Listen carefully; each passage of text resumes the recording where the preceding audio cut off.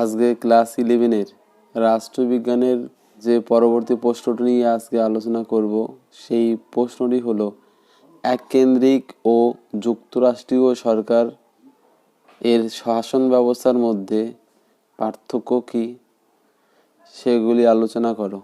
তাহলে আজকের প্রশ্নের উত্তরটি শুরু করছি।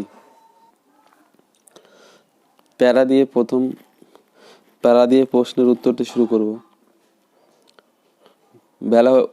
বলা হয়েছে ভারতবর্ষের শাসন ব্যবস্থাকে ক্ষমতা বন্টনের পরিপ্রেক্ষিতে দুই ভাগে ভাগ করা হয়, যেমন এককেন্দ্রিক শাসন ব্যবস্থা ও যুক্তরাষ্ট্রীয় শাসন ব্যবস্থা।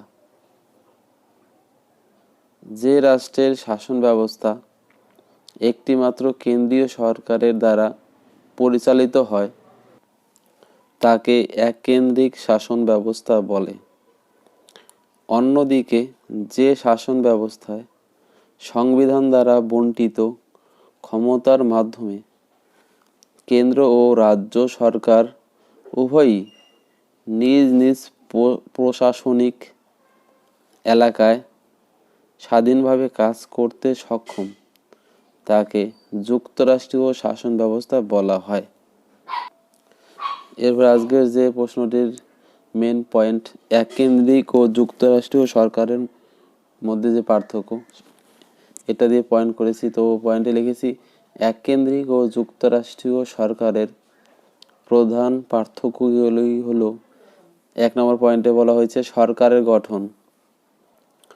পয়েন্টের মধ্যে লিখেছি এককেন্দ্রিক শাসন ব্যবস্থার শীর্ষে কেবলমাত্র একটি কেন্দ্রীয় সরকার থাকে, কিন্তু যুক্তরাষ্ট্রীয় শাসন ব্যবস্থায় কেন্দ্র ও অঙ্গরাজ্যগুলির জন্য দু ধরনের সরকার থাকে। উভয় সরকারই নিজস্ব ক্ষেত্রে স্বাধীনভাবে কাজ করতে পারে। এরপর 2 নম্বর পয়েন্ট ক্ষমতার বন্টন। এককেন্দ্রিক শাসন ব্যবস্থায় জাতীয় বা আঞ্চলিক সব ক্ষমতাই কেবলমাত্র একটি কেন্দ্রীয় সরকারের হাতে থাকে। অন্যদিকে যুক্তরাষ্ট্রীয় শাসন ব্যবস্থায় লিখিত সংবিধানের মাধ্যমে সুনির্দিষ্টভাবে কেন্দ্র ও অঙ্গরাজ্যগুলির মধ্যে ক্ষমতা বন্টন করা হয়। এরপর 3 নম্বর পয়েন্ট সংবিধানের প্রকৃতি। পয়েন্টের মধ্যে লিখেছি এককেন্দ্রিক সরকারের শাসনকে সংবিধানের প্রাধান্য স্বীকার করা হয় না বলে কেন্দ্রীয় সরকারের স্বৈরাচারী হওয়ার সুযোগ থাকে। অপরদিকে যুক্তরাষ্ট্রীয় শাসন ব্যবস্থায় সংবিধান লিখিত হয়ে থাকে এবং এই সরকারের সংবিধানের প্রাধান্যকে স্বীকৃতি দেওয়া হয়। এরপর 4 নম্বর পয়েন্ট বিচার বিভাগের ক্ষমতা। এই পয়েন্টে লিখেছি এককেন্দ্রিক শাসন ব্যবস্থা অত্যন্ত দুর্বল হওয়ার জন্য এই ধরনের শাসন ব্যবস্থায় সংবিধানের ব্যাখ্যাকর্তা ও রক্ষাকর্তা হিসাবে আদালতের কোনো গুরুত্বই থাকে না। কিন্তু যুক্তরাষ্ট্রীয় শাসন ব্যবস্থার এখানে অন্যতম বৈশিষ্ট্য হলো স্বাধীন ও নিরপেক্ষ যুক্তরাষ্ট্রীয় আদালতের অস্তিত্ব রয়েছে এখানে। 5 নম্বর পয়েন্ট হলো নাগরিকত্ব।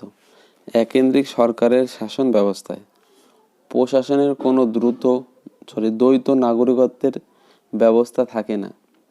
অন্যদিকে যুক্তরাষ্ট্রীয় সরকারের শাসন ব্যবস্থায় দ্বৈত নাগরিকত্ব দেখা যায়। এরপরের পয়েন্ট সংবিধানের অস্তিত্ব। এককেন্দ্রিক রাষ্ট্রে যেসব আঞ্চলিক সরকার থাকে তাদের কোনো স্বতন্ত্র সংবিধান থাকে না। এরা কেন্দ্রীয় সরকারের প্রতিনিধি হিসাবে কাজ করে। অন্যদিকে যুক্তরাষ্ট্রীয় শাসন ব্যবস্থায় কেন্দ্রের সংবিধানের সাথে সামঞ্জস্য রেখে রাজ্যগুলির সংবিধান রচিত হয় এবং এদের জন্য স্বতন্ত্র সংবিধানের অস্তিত্বও থাকে। নেক্সট পয়েন্ট, সংবিধান সংশোধন। এককেন্দ্রিক শাসন ব্যবস্থায় সংবিধান সুপরিবর্তনীয়। এই সংবিধানকে সাধারণ আইন প্রণয়নের পদ্ধতিতে খুব সহজেই পরিবর্তন করা যায়, কিন্তু অন্যদিকে যুক্তরাষ্ট্রীয় শাসন ব্যবস্থায় সংবিধান প্রকৃতিগতভাবে দুষ্পরিবর্তনীয় হয়ে থাকে, মানে একে পরিবর্তন করা যায় না।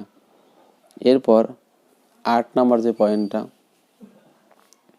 তাতে বলা হয়েছে আইন ও প্রশাসনিক কাঠামো। এর মধ্যে এককেন্দ্রিক শাসন ব্যবস্থায় একটিমাত্র আইনসভা ও প্রশাসনিক কাঠামো থাকে। সমগ্র দেশের জন্য একই আইন প্রণয়ন করা হয়। অন্যদিকে যুক্তরাষ্ট্রীয় শাসন ব্যবস্থায় কেন্দ্রীয় আইনসভার পাশাপাশি রাজ্যগুলির জন্য পৃথকভাবে আইনসভা থাকায় সমগ্র দেশে কেন্দ্রীয় ও রাজ্য স্তরে দু ধরনের আইন প্রণয়ন করা হয়। 9 নম্বর পয়েন্ট, সিদ্ধান্ত গ্রহণ। এককেন্দ্রিক শাসন ব্যবস্থায় কেন্দ্রীয় সরকার যে কোনো বিষয়ে দ্রুত সিদ্ধান্ত নিতে পারে, কিন্তু একাধিক স্বতন্ত্র সরকার বিশিষ্ট যুক্তরাষ্ট্রে দ্রুত সিদ্ধান্ত নিতে পারে না। এর 10 নম্বর পয়েন্টটা জাতীয় সংহতি।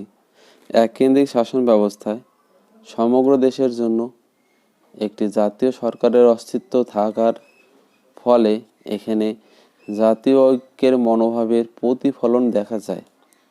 অন্যদিকে যুক্তরাষ্ট্রীয় শাসন ব্যবস্থায় কেন্দ্র ও রাজ্যগুলিতে পৃথক সরকার থাকায় বিচ্ছিন্নবাদ ও প্রাদেশিক মনোভাব মাথাচাড়া দিয়ে ওঠার সম্ভাবনা থেকে যায়।